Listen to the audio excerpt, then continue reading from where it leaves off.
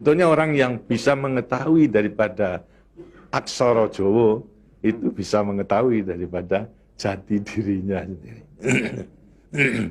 Mau diterangkan ini? Sebetulnya kalau menerangkan itu harus malam Jumat sebetulnya. Kliwon. Dan itu namanya ilmu dari nenek moyang kita itu dalam rangka menjabarkan mengenai apa namanya Pancasila, Eka Prasida Pancakarsa, sebetulnya falsafah daripada aksara Jawa itu. Kan daripada aksara Jawa ada 20 tuh, Hono Coroko, Doto Sawolo, Podo Joyono, Mogo Bodomo, 20 itu. Itu betul-betul merupakan apa namanya gambaran daripada nenek moyang kita untuk menjelaskan kepada kita mengenai sangkan paran kita, sangkan paran ing dumadi. Dari mana kita akan kemana daripada kita itu.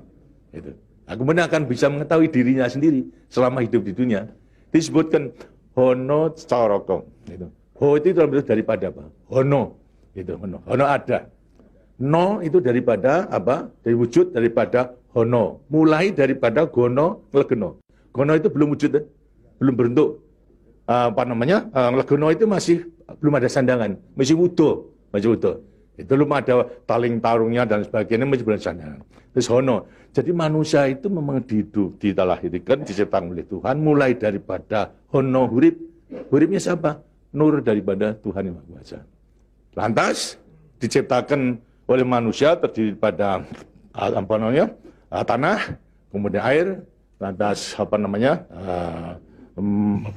Ini Hawa dan juga api. Apa itu? Ya daripada semua tumbuh-tumbuhan yang ada ini. Tumbuh-tumbuhan itu butuhkan dari tanah, butuhkan daripada air, butuhkan daripada matahari, itu pula daripada hawa. Daripada tanam-tanam dimakan daripada manusia, ada laki maupun perempuan, akhirnya menjadi cacat dari mani. Mani kemudian berkumpul suami istri, lahirlah, wujudlah daripada embrio tadi. Embrio itu masih legeno, masih gono. Itu mulai nonya itu. Terus mulai daripada hurip, kemudian hubungan suami istri mulai timbul daripada gono masih legono. Kemudian lantas setelah itu tumbuh daripada apa namanya embrio tersebut menjadi jabang bayi yang kemudian dilengkapi dengan coroko. Apa itu? Cipta rasa karsa. Itu coroko. Daya cipta, daya rasa, dan karsa. Semua ada. Setelah itu kemudian lantas apa? Doto Sawolo. Itu apa?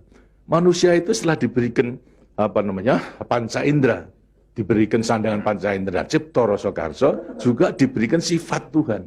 Sifat zat kang datan sawolo, datan salah. Sifat dari yang tidak salah itu hanya Tuhan. Gitu? Kalau manusia ini salah. Tapi kalau Tuhan itu tidak salah. Oleh karena semua manusia diberikan sama. Sifat daripada Tuhan yang tidak salah. Doto sawolo, datan sawolo. Tidak pernah salah. Sifat daripada Tuhan. Tapi sebagai manusia juga tidak diberikan itu. Diberikan sifat yang bertentangan dengan sifat baik itu. Sifatnya Tuhan. Yang jelek. Kalau kita misalnya sabar, kan juga punya hati berangasan. Ya. Nah, kemudian lantas kita apa namanya jujur. Tempo-tempo juga penipu. Ya. Semuanya diberikan sifat.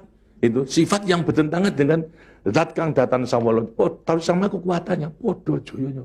Dua sifat bertentangan yang sama kekuatannya. Sama kekuatannya. Ada pada kita itu kalau kita menerima. Tinggal sekarang manusianya sendiri. Manusianya sendiri setelah mengetahui diberikan sifat dua sifat yang bertentangan yang sama kekuatannya akan diapakan ini. Itu. Lantas sekarang Doto Sawolo Podo Joyo Mogo Bodong. Mo itu sukmo, go itu satu. Itu mogo bo badan. Jadi selama sukmo masih satu dengan badan, sukmo masih manunggal di badan, manusia itu hidup.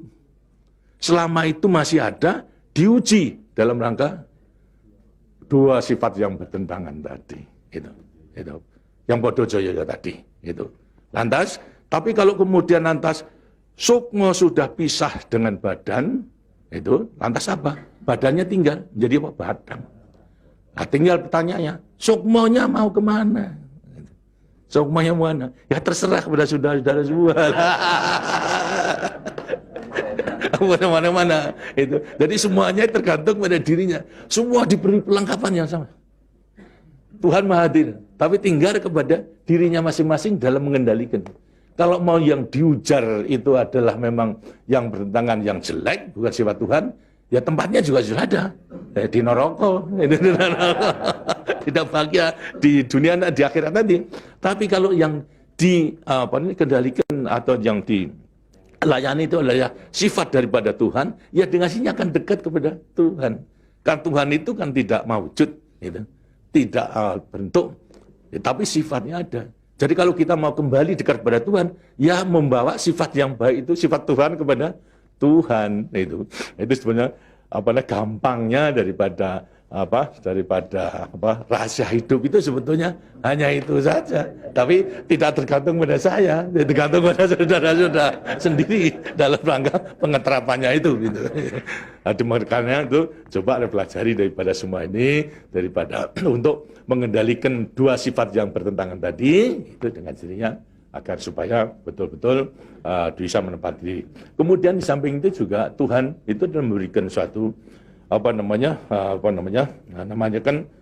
takdir kepada sifat kodrati daripada manusia.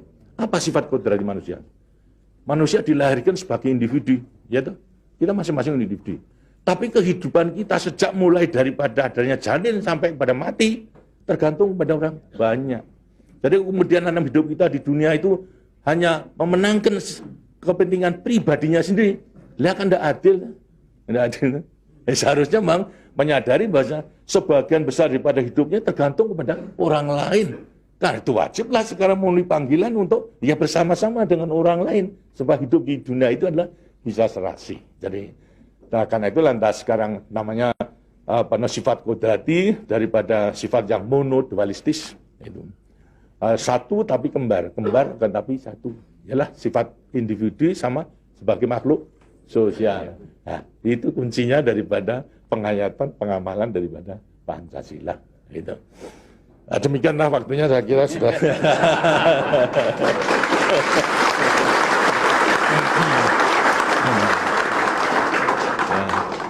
Walaupun ini tidak cuma kliwon,